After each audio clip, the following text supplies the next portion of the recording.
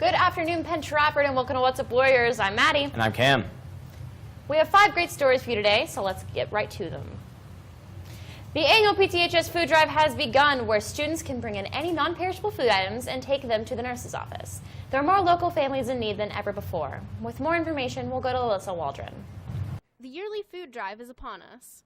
Students are being asked to donate various food items for those in need. I talked to Nurse Blahovic, as well as representatives from local food banks, to give me the details. Well, the food drive benefits our local community. We don't send any of the food out of Penn Township, Trafford area.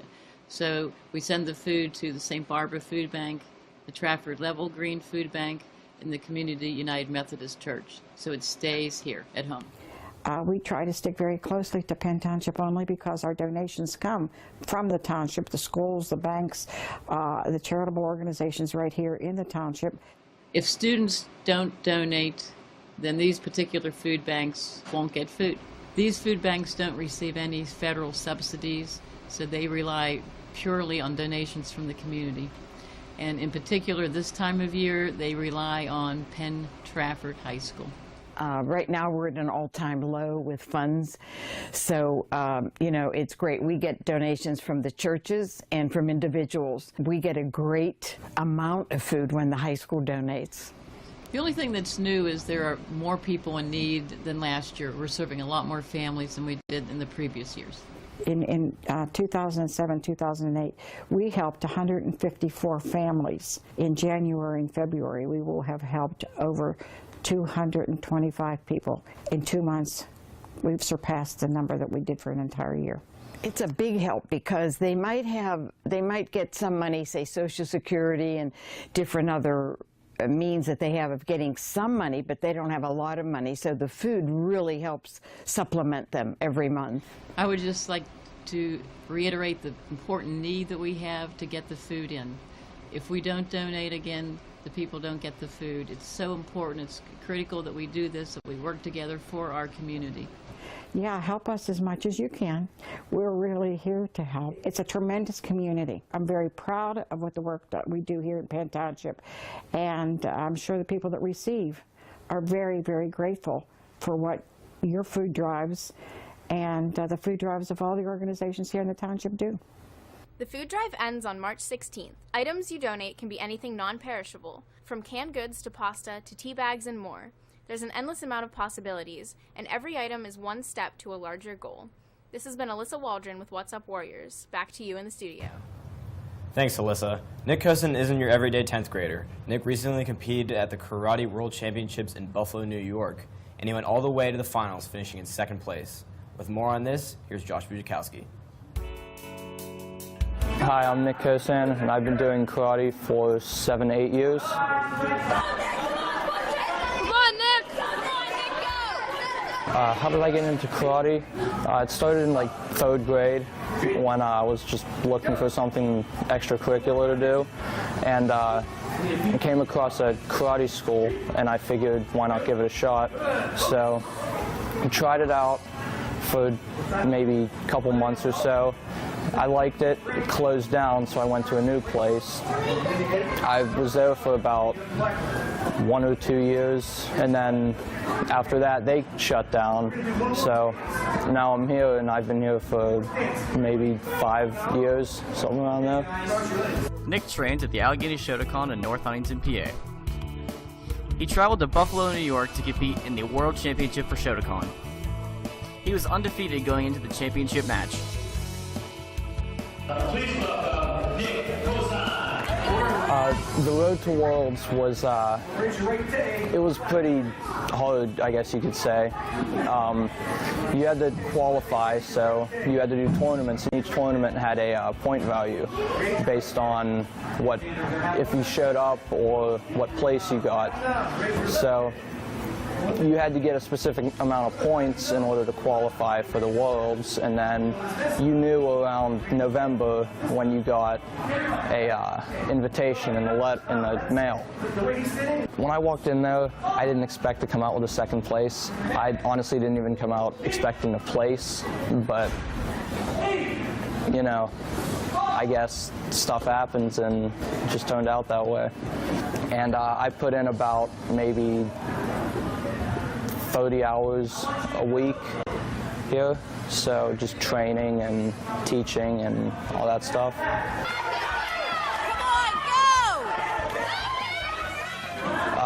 My success was basically, I'd like to thank my trainer, Sensei Bill Viola. He basically trained me throughout the whole thing, gave me motivation, gave me a workout routine and all that stuff. So I owe basically everywhere I got to this year to him. Reporting with PTV, I'm Josh Pichikowski. Back to you guys in the studio. Thanks, Josh.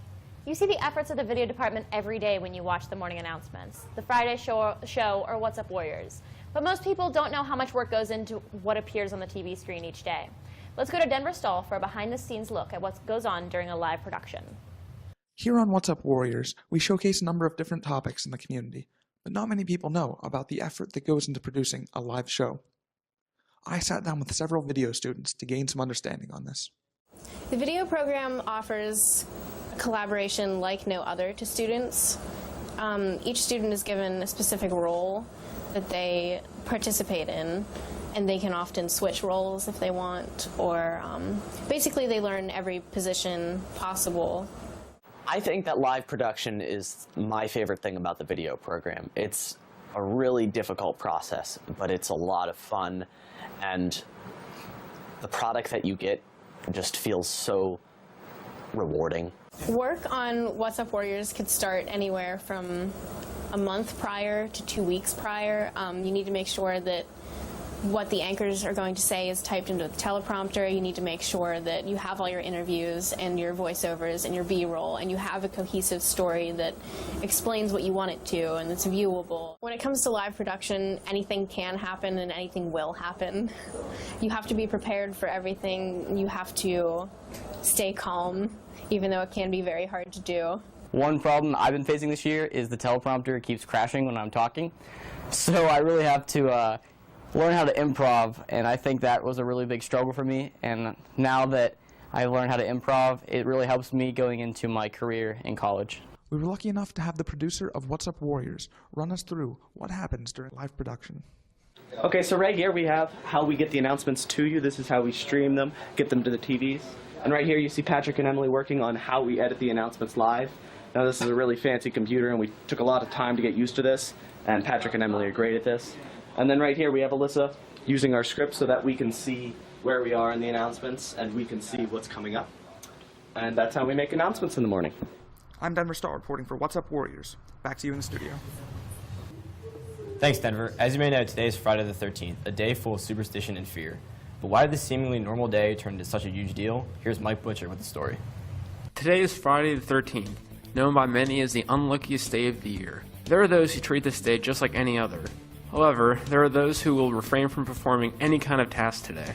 There is reportedly no written evidence of Friday the 13th superstition before the 19th century. Some say the association is biblical. The number 13 is an odd number that comes after the more pleasing number 12, which is tied to the number of months in a year, the 12 days of Christmas, and even the number of eggs in a dozen. Many other groups of things are tied to the number 12 as well. For whatever the reason, the fear of number 13 has spread. Some cities do not have a 13th Street or 13th Avenue. Many hotels or high-rise buildings do not even have a 13th floor, instead they would skip from 12 to 14. Even some airports do not have a 13th gate. There have been long-running superstitions tied to this day, such as the old step on a crack, break your mother's back, or if a black cat crosses your path, it'll bring you bad luck. Walk under a ladder, same deal. But what does PT think about all of this? So Denver, what do you think of all this Friday the 13th superstitions and stuff? I think it's a big load of bogus. I don't really believe in superstitions. It just seems way too out there that maybe walking under a ladder is going to give you bad luck or breaking a mirror. I think it's just fake and made up to scare little kids.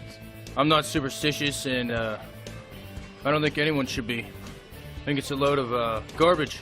I don't really buy into it a whole lot. I'm not really one to buy into the whole, superstitious ghost type of stuff, so I don't really pay too much attention to it. I don't believe too much into superstition, but I really don't know what to think about it. I mean, it seems to generate a lot of kind of culture and stuff like that, so in that sense, I guess it's cool, so. Oh, absolutely. It's absolutely a big deal. The Friday the 13th, other than school, I do not leave my house. I try to avoid ladders, broken glass, broken mirrors. I don't step on cracks, no black cats. Friday the 13th is bad news. It's a bunch of blogna. There are 3 Friday the 13th this year. The first is today, the second is next month, and the third is in November. But maybe we should just focus on today first. This has been Mike Butcher reporting for What's Up Warriors. Back to you guys at the studio. Last on today's show is a look at Valentine's Day. The big day is tomorrow, and you may find yourself not knowing what to do. Let's go to Dylan Chambers for some ideas. As everyone knows, Valentine's Day comes once every year, and every year we go out to movies, buy gifts for our special someone, and stuff like that. Thinking about that made me wonder what people in PT are doing for Valentine's Day. Let's go ask. So, Mr. Lin, do you have any plans for Valentine's Day? No, I think Valentine's Day is the absolute worst holiday that there is. And why is that? It's right around Christmas, and you just got your wife something for Christmas. I got her something on Christmas anyway, so. All right, fair enough, thanks. So, do you have any plans for Valentine's Day? Me, myself, some ramen noodles, and the couch and TV. So, Nick, do you have any plans for Valentine's Day? I have 0 plans for Valentine's Day. Oh, really? Do you look forward to Valentine's Day? I do not care for Valentine's Day. I think it's a pointless holiday, and it should be abolished. Oh, okay. You're just depressed because you don't got a lady to buy a teddy bear for? Sure, yeah. Trust me, man, it's better that way. All right, get out of here. So, I'm here with Chris. Chris, do you have any plans for Valentine's Day this year? I'm coming up with them right now. As we're speaking? Yep. Well, share with me what you got. Okay, probably dinner and a movie, just like last year. With yourself, crying, with a bowl of ice cream? I have a girlfriend. Oh, I'm sorry. All right. So, Maddie, do you have any plans for Valentine's Day this year? Not really. Probably just hanging out with my boyfriend, normal Valentine's Day stuff, watching a movie. Are you getting him any Valentine's Day gifts? Yeah, but I don't want to say it on air. It's a surprise. Oh, okay. I'm sorry. It's okay. You guys got any plans for Valentine's Day? My mom and I are going to see 50 Shades of Grey. Oh, really? Are you excited? I'm pumped. Are you going to buy her some flowers or something? No, it's my mom, man. All right. Well, you're going to see a movie with her, so I figured I'd ask. So for those of you that are actually in the mood for Valentine's Day, you may find yourself stuck trying to find something to buy or maybe something to do. Maybe I can help with that. Now let's look at some good Valentine's Day movies. First is 50 Shades of Grey, starring Christian Grey and Anastasia Steele. Next is The Longest Ride, starring Melissa Benoist and Scott Eastwood. The Last 5 Years, starring Jeremy Jordan and Gina Sarno. A Little Chaos, starring Kate Winslet and Alan Rickman. Now let's look at some of the gifts for the girls. How about a personalized keepsake with their name on it? Maybe a giant gummy bear. Maybe some flowers, that's pretty cliche, but it might work. And maybe a giant teddy bear. Alright, now some gifts for guys. How about an I Heart You pair of socks? Maybe some custom treats shipped to his house? Or how about a high handsome pillow? Maybe a vintage Superman money clip if they're into that. And let's look at some activities if you're stuck not knowing what to do on Valentine's Day. Maybe a candlelit dinner, something simple. How about a surprise getaway if you got a little extra money to spend? How about a takeout picnic in the living room where it's not cold? Maybe just leave love notes laying around so every once in a while they pick one up and know you still love them. I hope some of these suggestions will help you have a great Valentine's Day. I'm Dylan. Back to you guys in the studio. Thanks for watching Wake Up Warriors. Be sure to tune in next week for a new episode of The Friday Show. I'm Maddie. And I'm Cam. Have a great Valentine's Day, Penn Trafford.